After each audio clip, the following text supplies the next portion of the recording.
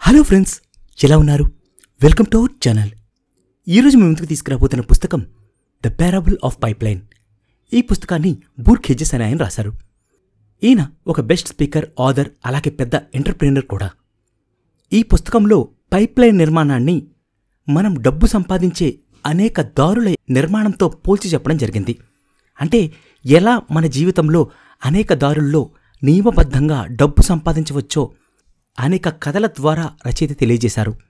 నిజానికి మన జీవితాంతం డబ్బును వెదజల్లే కాదు డబ్బుల వర్షం కురిపించే పైప్లైన్ నిర్మాణాన్ని ప్రతిరోజు, నెల, సంవత్సరం మనం ఎలా చేపట్టాలి, ఏ పారామీటర్స్ని మనం అనుసరించి వాటిని ప్రారంభించాలి. మీరు ధనవంతులుగా మారడం అనేది మీ అవకాశాల మీద కాదు, మీ ఎంపిక, మీ నిర్ణయం మీద ఆధారపడి ఉంటుంది. మనం నిర్మించే పైప్లైన్స్ మన లైఫ్ లైన్స్గా మనం గుర్తుంచుకోవాలి. ఇవి మనకు పర్సనల్ ఫ్రీడమ్ని, అలాగే ఫైనాన్షియల్ ఫ్రీడమ్ని, లైఫ్ లాంగ్ సెక్యూరిటీని అందిస్తాయి. అయితే చాలామంది పైప్లైన్ నిర్మించడానికి బదులు బకెట్లు మోయడాన్ని ఎంచుకుని సాధారణంగా మిగిలిపోతున్నారు. అంటే సాధారణ ఉద్యోగాన్ని చేస్తూ ఆ ఉద్యోగం ఇచ్చే నెలసరి జీతం మీదే ఆధారపడి బతుకుతున్నారు. దానివల్ల ఆ మనిషి ఏం కోల్పోతున్నాడు అనేది ఇప్పుడు చెప్పబోయే కథ మీకు తెలియజేస్తుంది. కథలోకి వెళ్లే ముందు ఫ్రెండ్స్, మన ఛానల్లో మోటివేషనల్, ఫైనాన్షియల్, కమ్యూనికేషనల్, బిజినెస్, ఎఫర్మేషనల్, ఇలా లైఫ్ విజ్డమ్ని, బుక్ విజ్డమ్ని, ఎంతో నాలెడ్జ్ని వీడియోస్గా చేయడం జరిగింది. అయితే ఆ వీడియోస్ని మీరు ఎక్కడి నుంచైనా, ఎప్పటి నుంచైనా నోటిఫికేషన్స్తో పని లేకుండా తెలుసుకునేందుకు వీలుగా మన ఛానల్ని ఐఎఫ్బి స్టోరీస్ తెలుగు అని ఒక యాప్గా ఎంతో శ్రమతో, ఖర్చుతో ఒక సరికొత్త మొట్టమొదటి ప్రయత్నాన్ని మేము చేశాం. ఆ యాప్ సైజ్ కేవలం 6 MB మాత్రమే. ఆ యాప్ని ఇన్స్టాల్ చేసుకున్నాక మీరు ఛానల్ని వెతకక్కర్లేకుండా యాప్ ద్వారా ప్రతి వీడియోని కూడా మీరు ఎప్పుడైనా యాక్సెస్ చేయొచ్చు. ఒక్కసారి యాప్ చూడండి, నిర్ణయం మీరే తీసుకుంటారు, మీ ఫ్రెండ్స్కి కూడా పంచుతారు. అలాగే మన ఛానల్ని ఎప్పుడూ ఫాలో అవడానికి టెలిగ్రామ్ లింక్ని కూడా కామెంట్లో ఇస్తాను. ఆ టెలిగ్రామ్ లింక్ని క్లిక్ చేసి మీరు జాయిన్ అయితే ప్రతిరోజు కొత్త కొత్త వీడియోస్ నోటిఫికేషన్స్ మీరు పెట్టగానే అవన్నీ కూడా మీరు ఈజీగా చూడగలుగుతారు. ఇక ఈ పైప్లైన్ కథనేంటో ఇప్పుడు చూద్దాం. కథలోకి వెళితే ఈ కథ ఒక గ్రామంలో మొదలవుతుంది. అక్కడ ప్యాబ్లో మరియు బ్రూనో అనే 2 మిత్రులు నివసిస్తూ ఉంటారు. ఆ గ్రామంలో ఎప్పటినుంచో నీటి సమస్య ఉంటుంది. ఆ నీటి సమస్యనే వారు జీవితంలో ఎదగడానికి ఒక అవకాశంగా మార్చుకుందామనుకుంటారు. గ్రామానికి చాలా దూరంలో ఒక పెద్ద నది ఉంటుంది. ఆ నది ద్వారా చాలామంది నీటిని తెచ్చుకుని వారి అవసరాలు తీర్చుకుంటూ ఉంటారు. అయితే ఇలా అందరూ చేయలేరు కదా. కొంతమంది కొన్ని పరిస్థితుల వల్ల అంత దూరం నీటిని మోయలేరు. కొంతమంది ముసలివారు కూడా పనిచేయడానికి కష్టపడుతూ ఉంటారు. వారి కోసం ఈ 2 మిత్రులు కొన్ని బకెట్లో నీటిని ముంచుకొని ఆ నది నుండి వారికి నీటిని మోసుకెళ్లేవారు. వాళ్ళకిచ్చి దాని ద్వారా ధనం సంపాదిస్తూ ఉండేవారు. ఇలా కొన్ని రోజుల తర్వాత ప్యాబ్లో ప్రతిరోజు ఇలా కష్టపడి నీటిని మోసుకెళ్లడం కంటే ఈ నీటిని అంతటినీ వారిళ్లకు చేరేలాగా ఒక పైప్ లైన్ని ఒక లివర్ సహాయంతో నిర్మించాలనే ఒక ఆలోచన, ఒక ఐడియా ప్యాబ్లోకి వస్తుంది. అదే విషయాన్ని బ్రూనోకి చెప్తే ఇది సక్సెస్ అవ్వదు, ఇది అసలు సాధ్యం కాదు, ఇంత పిచ్చి పని మనిద్దరం ఎలా చేయగలం, అసలు సాధ్యమయ్యే పనేనా అని నిరుత్సాహపరుస్తాడు. చాలామందితో ఈ విషయాన్ని ప్యాబ్లో చెప్పినా సరే ఆ గ్రామ ప్రజలు ఎవ్వరు కూడా అతనికి సహాయపడరు. అతని ప్రయత్నాన్ని అవహేళన చేస్తారు.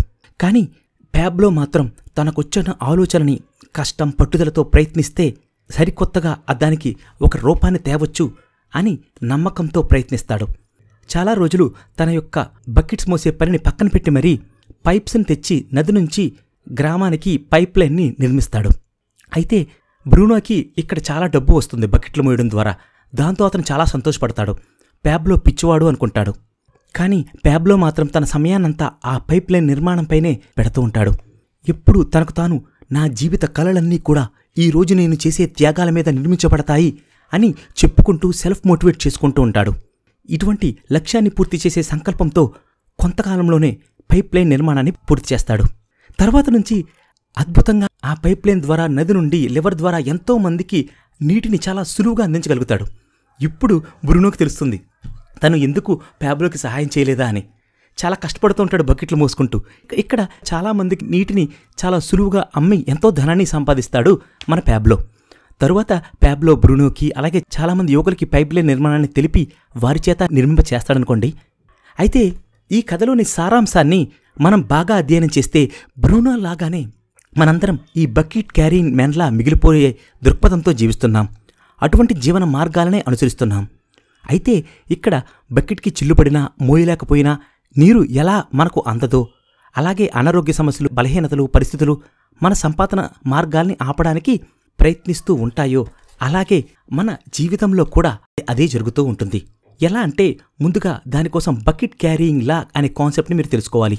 మనకు వచ్చే ఒక చిన్న జాబ్ మన లైఫ్ సెటిల్మెంట్ జాబ్ అవ్వదండి. ఎందుకంటే ఆ జాబ్ ద్వారా వచ్చే ఇన్కమ్ ఎప్పుడు కూడా బయట పరిస్థితులు, మారే జీవన విధానాలకు లోబడి టెంపరీగా మాత్రమే ఉంటుంది. కానీ దానికి పడే శ్రమ మాత్రం జీవితాంతం పెరుగుతూనే ఉంటుంది. దానికోసం మనల్ని మనం కొన్ని ప్రశ్నలు వేసుకోవాలి. ఒకవేళ రేపటి నుండి మన ఉద్యోగం, ఆదాయ మార్గం అకస్మాత్తుగా ఆగిపోతే మనం ఏం చేయగలం? అదెలా అయిపోతుందంటారా? మీకు తెలుసు కదా, కరోనా కారణంగా చాలా కాలం పాటు ఉద్యోగాలు లేక ఎంతోమంది ఎక్కువ జీతాలు వచ్చేవాళ్ళు కూడా ఎంతో ఇబ్బంది పడ్డారు. అలాగే కొంతమందికి లే ఆఫ్స్ రూపంలో ఉద్యోగాలు పోతుంటాయి.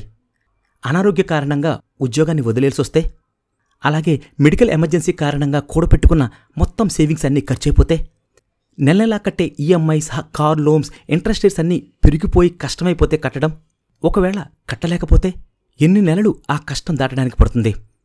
వీటిని దాటడానికి మన దగ్గర ఒక్క లైఫ్ లైన్ ఉందా?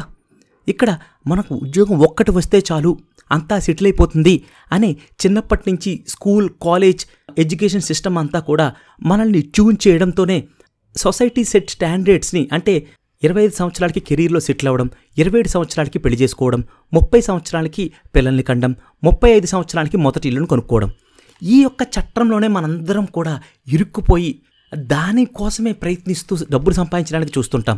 అది కూడా ఒకే ఒక్క జాబ్ పై. కానీ నిజంగా ఆ జాబ్ అంత సురక్షితంగా ఉంటుందని మనం అనుకోవచ్చా ఈరోజు పరిస్థితులను బట్టి? దానికి సమాధానమే ఎప్పుడూ కాన్స్టెంట్గా రెసిడ్యువల్ ఇన్కమ్నిచ్చే పైప్ లైన్ నిర్మాణాన్ని మన జీవితంలో మనం నిర్మించుకోవాలి అని రచయిత చెప్తున్నారు. పైప్ లైన్ 24/7 365 డేస్ కూడా పనిచేస్తూనే ఉండాలి. దీనికి మనం తెలుసుకోవాల్సిన కాన్సెప్టే the doubling concept, the power of compounding. ఒక చైనా రాజుకి చెస్ గేమ్ చాలా బాగా నచ్చుతుందండి.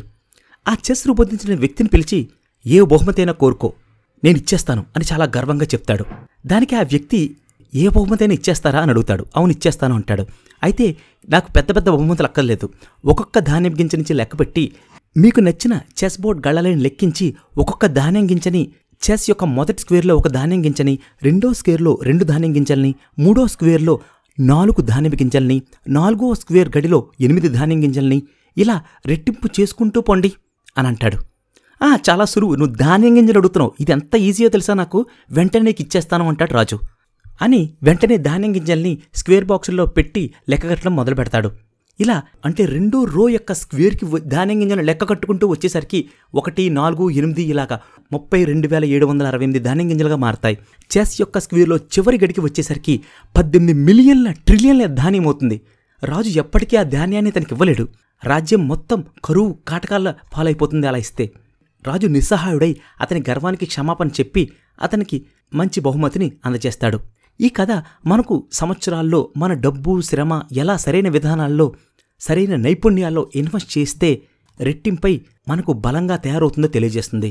ఈ డబ్లింగ్ కాన్సెప్ట్ని మనీ సేవింగ్స్లో, అంటే పవర్ ఆఫ్ కాంపౌండింగ్లో అనుసరిస్తే మీరు ఎక్కడైనా 10% ఇంట్రెస్ట్ రేట్ వచ్చే యొక్క మనీ సేవింగ్స్ స్కీమ్స్లో ₹1,00,000 కనుక ఇన్వెస్ట్ చేయగలిగితే ఆ ఇంట్రెస్ట్ రేట్ని 72తో మీరు భాగించాలి. 72/10 = 7.2 సంవత్సరాల్లో మీ సొమ్ము డబల్ అవుతుంది ఇక్కడ. ఈ విధంగానే చాలామంది కాంపౌండింగ్ మనీ యొక్క క్యాలిక్యులేషన్ చేసుకుంటూ ఉంటారు.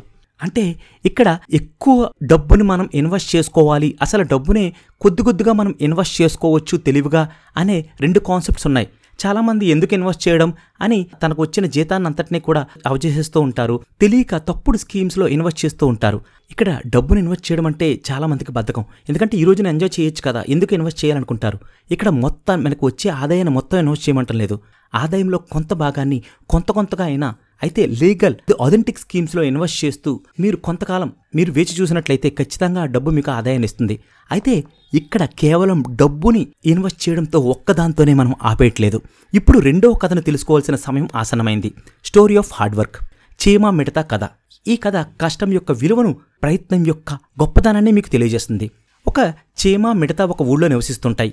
మిడతకి రెక్కలుంటాయి కదా, ఎక్కడికైనా ఎగిరి ఎప్పుడైనా ఆహారాన్ని సమకూర్చుకోవచ్చు అనే గర్వం దానికి ఉంటుంది. అందుకే ఎప్పటికప్పుడు తన ఆహారాన్ని అప్పుడే వెతుక్కుంటూ ఉంటుంది. అయితే చీమ మాత్రం తన ఆహారాన్ని ఎంతో కష్టపడైనా సరే ముందుగా చాలా జాగ్రత్తగా సమకూర్చుకుని సేవ్ చేసుకుంటూ ఉంటుంది. అయితే శీతాకాల సమయం వస్తుంది కాబట్టి అప్పుడు ఆ ఆహారం తనకు దొరకడం కష్టమవుతుందని చీమ భావించి ముందుగానే వేసవికాలంలోనే కొంత సమయాన్ని విభజించి ఎంతో కష్టపడి ఆహారాన్ని ముందుగానే పోగు చేసుకుని తన గూడులో సమకూర్చుకుంటుంది చీమ. అయితే మిడత తనకు శక్తి ఉందని ఆ సమయంలో నేను చెయ్యొచ్చులే అని బద్దకిచ్చేస్తుంది. కానీ శీతాకాలం వచ్చేసరికి ఎంతో మంచు ఆ ఊరిని కప్పేస్తుంది. చీమ తన పుట్టలోనే ఉండి ఆ సమయంలో తను సమకూర్చుకున్న ఆహారంతో ఆకలిని తీర్చుకుంటుంది. కానీ ఆహార వేటలో విపరీతమైన చలికి తన రెక్కలు గడ్డకట్టి చనిపోతుంది. ఈ కథ ద్వారా మనం ఏం నేర్చుకోవాలి? మనందరి దగ్గర రోజులో ఒకే సమయం ఒకే విధంగా ఉంటుంది. అది ధనవంతులకైనా, పేదవాడికైనా, ఆడవారికైనా, మగవారికైనా, నల్లగా ఉన్నా, తెల్లగా ఉన్నా, చదువుకున్న వ్యక్తి అయినా, నిరక్షరాస్యుడైనా సరే సమయం ఒకే విధంగా ఉంటుంది. అయితే ధనం మాత్రం అందరి దగ్గర ఒకే విధంగా ఉండదు. కానీ మనందరికీ రోజులో 1440 నిమిషాలు మన యొక్క లైఫ్ అకౌంట్లో ఎప్పుడూ ఉంటాయి. చాలామంది ఈ సమయాన్ని ప్రతి నెల సంపాదన వచ్చే పేచెక్ కోసం కష్టపడుతూనే ఉంటారు. కొందరు మాత్రం ఈ సమయాన్ని సరైన నైపుణ్యాలను నేర్చుకుని అనేక విధానాల్లో ఉపయోగించుకుంటారు. అంటే చాలామంది నాకు టైం ఇప్పుడు సరిగ్గా లేదు అని సాకులు చెప్తూ నేను తర్వాత నా పైప్లైన్ నిర్మించుకుంటాను, ఇప్పుడు బిజీగా ఉన్నాను, అనేక విషయాల్లో స్ట్రెస్గా ఉన్నాను, నాకు చాలా ఎమర్జెన్సీస్ ఉన్నాయి అని అంటూ ఉంటారు. కానీ నిజానికి అందరి పరిస్థితి అదే. అందరూ బిజీగానే ఉంటారు, అందరికీ స్ట్రెస్సెస్ ఉంటాయి, అందరికీ అనేక ఎమర్జెన్సీస్ ఉంటాయి. కానీ వాటిని లిమిట్స్గా తీసుకుని చిన్న ఉద్యోగాన్ని చేస్తూ మన జీవితాన్ని ముగించేద్దాం అని మనం నిర్ణయం తీసుకోకూడదు.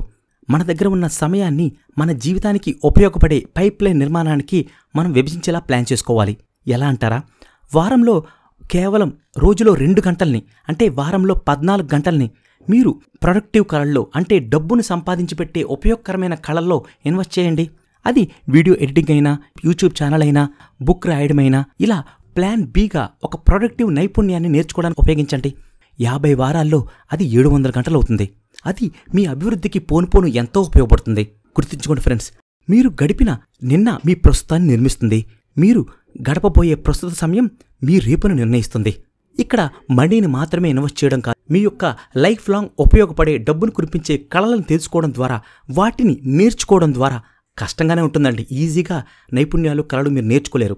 కానీ ఒక 2 అవర్స్ నా భవిష్యత్తు కోసం, నా కుటుంబం కోసం, నా సక్సెస్ కోసం నేను కేటాయించలేనా అని మనల్ని మనం క్వశ్చన్ చేసుకుని ఉపయోగించుకోవడం ద్వారా ఖచ్చితంగా కళను నేర్చుకోవచ్చు. ధనాన్ని దొంగిలించవచ్చు, కానీ కళని ఎవ్వరూ దొంగిలించలేరు. ఫ్రెండ్స్, ఇలాంటి ఎంతో జ్ఞానాన్ని మీరు ఈజీగా యాక్సెస్ చేయడానికే యాప్ని ఇన్స్టాల్ చేశాం. తప్పనిసరిగా ఐఎఫ్బి స్టోరీస్ తెలుగు యాప్ని ఇన్స్టాల్ చేసుకోండి. అలాగే మీకు వీలైతే మన టెలిగ్రామ్ ఛానల్ని లింక్ కూడా కామెంట్లో ప్రొవైడ్ చేశాం, వెంటనే జాయిన్ అవ్వండి. ఎంతో లైఫ్ విజ్డమ్, బుక్స్ విజ్డమ్ని మీరు ఫ్రీగా పొందగలరండి. నా ఈ ప్రయత్నాన్ని ఆశీర్వదించి అనుసరిస్తారని నమ్మకంతో ఉన్నాను. Thank you. నమస్తే.